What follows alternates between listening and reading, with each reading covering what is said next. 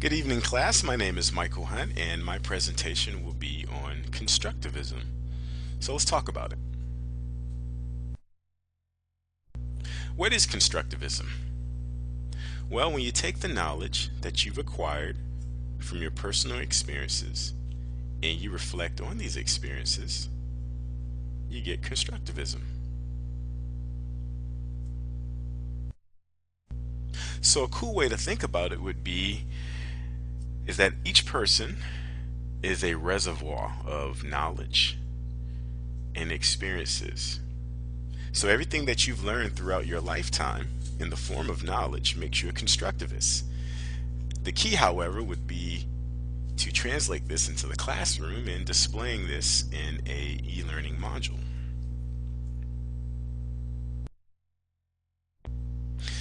But to further describe what constructivism is, let's look at a couple of examples. So let's just say we have a student, we'll call him DT, okay? And DT does not like physics. Why? Because DT has a hard time understanding equations. Well, constructivism says, instead of a professor writing equations on a board, perhaps he can engage DT by using real-world examples. So for example, instead of writing equations on speed, perhaps the professor can encourage DT to think about a time in which speed was used in his own life, perhaps when he was running or jogging, for example.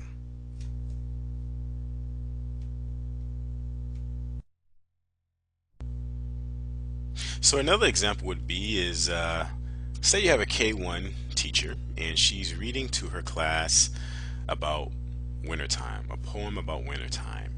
And midway through the poem, she stops and recalls a time where she and her partner had to shovel out their driveway because their car was stuck. Her ability to make a personal connection to the subject matter makes her constructivist. But now she encourages her class to do the same thing.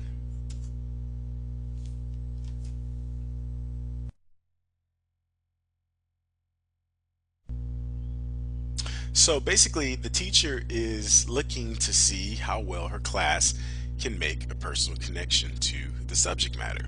There's no right or wrong answer here, but the goal really is to see how well her class can construct knowledge from that subject matter.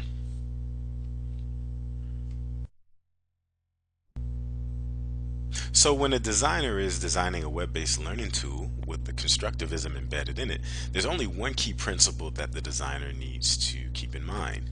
And I will borrow a quote from Hannafin, Land, and Oliver, in which they simply say, create an environment where knowledge, building tools, and the means to create and manipulate artifacts of understanding are provided, not one in which concepts are explicitly taught.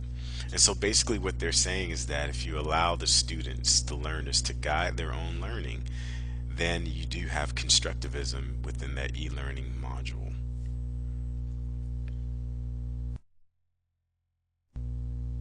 So in summary, remember, constructivism builds on the learner's pre-existing experience, has an experiential learning component, it requires learners to make personal connections with the subject matter. So when an e-learning module is created, it should be fun and engaging, use real-world examples, and enable or allow the learners to guide their own learning. Thank you very much, and this concludes my presentation.